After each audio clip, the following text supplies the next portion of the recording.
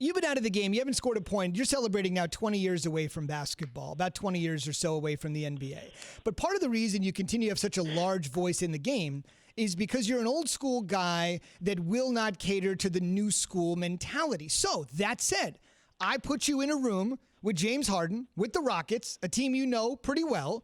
What would you just tell him straight? What would you just tell him? Yo, man, we going to get rid of you. We just trying to get as much as we can. Listen, that article was devastating. I mean, LeBron got a lot of power. I mean, he deserves it. I mean, listen, Magic, Bird, LeBron, Michael, there's probably only 4 or 5 players who I've ever played against or been watching for the last 30 years should have some type of power. Let's be realistic. Well, because, you talk about number one guys who are this guy, they say he's always late, which that's like my number one pet peeve. You got to be on time because if you're late one time or 2 times, that's all right.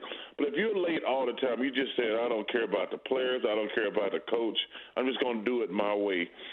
But when you talk about trading players, like, that's amazing to have that type of power. And like I say, I don't remember Bird, Magic, Michael. LeBron probably has something, but I don't think LeBron would abuse the way it seems like James was abusing that system in Houston. That's crazy.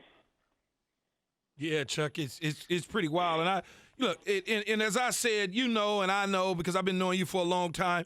When we played, yes, we took care of business on the court as well as on the field if we wanted to have some extracurricular time, but we didn't show up late to practices. We did the things that we needed to do within our team. With that being said, what is the perfect landing spot for James Harden if he's moved and when he's moved? Well, number one, I want to see James, KD, and Kyrie together with that New York media. That's just my dream scenario. That's what I want. Hey, listen, Key, I want that more than anything in the world because you guys know all 3 of those guys are, number one, I don't know any of them really well. I think they're all 3 good guys, but I think they all 3 got some issues.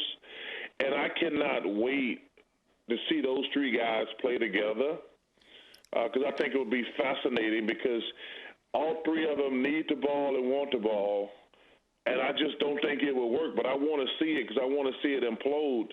Listen, if I'm New Jersey, Brooklyn, give me that kid with the afro who I like a lot, Allen. Give me Dinwiddie and give me LeVert, and let the Rockets go forward with a really pretty good, solid team.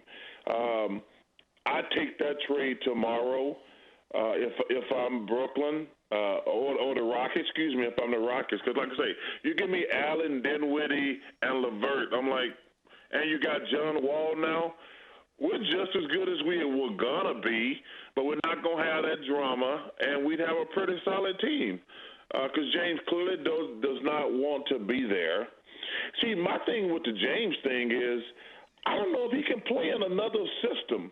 That's what, to me, was going to be fascinating to watch. If and when he gets traded, can he only play that one way? And this notion that, if he goes somewhere, no, he's played the exact same way for 6 or 7 years.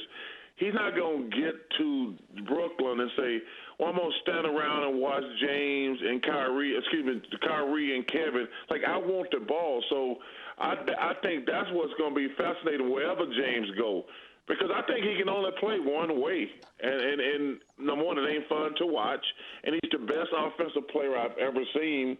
But I'm not going to stand around and just watch him dribble the whole time. That's no fun. And I guarantee you Kyrie and KD ain't going to sit around and watch that.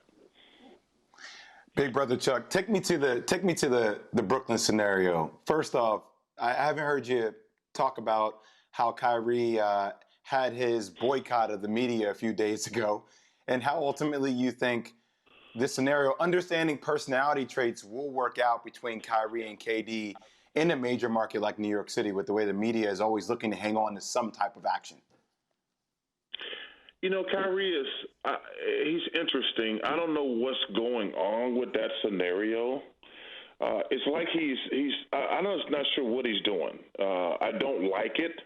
They don't pay you $40 million just to play basketball. Part of it is sitting down with you guys, sitting down with me and Kenny and Ernie and Jet, talking to New York reporters. Being with the media is part of your professional obligation, and you can say what you want to say. But these guys today, they're different. I don't hate on them, but I'm not sure what point Kyrie is trying to make.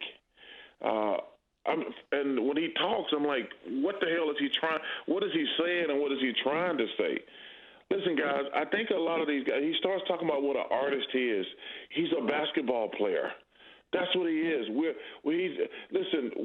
not frontline responders. We're not teachers.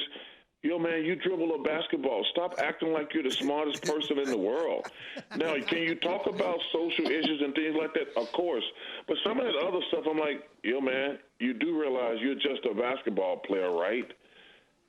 And it seems like he's like, no, I want you guys to know I'm the smartest guy in the room. I'm like, well, first of all, you're not. You only went to college for 6 months. A lot of guys are smarter than you are. Just answer stupid basketball questions. And if you want to say something about social justice, say it and mean it, because it's important and significant. But all that other stuff, like, man, shut the hell up and talk basketball. Thanks for watching ESPN on YouTube. For live streaming sports and premium content, subscribe to ESPN+.